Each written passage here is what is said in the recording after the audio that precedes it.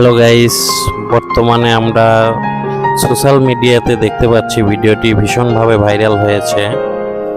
তো দেখতে পারলাম যে হলুদ পানিতে মিশিয়ে অনেকেই ভিডিওটি করেছে।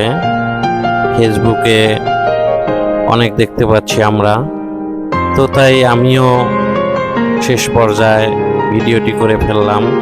আমার কাছে অনেক ভালো লেগেছে, তাই আমিও করলাম ভিডিওটি। যদি আপনাদের ভিডিওটি ভালো লেগে থাকে অবশ্যই লাইক, কমেন্ট, শেয়ার করবেন এবং আমার ইউটিউব চ্যানেলটি সাবস্ক্রাইব করে সঙ্গে থাকবেন।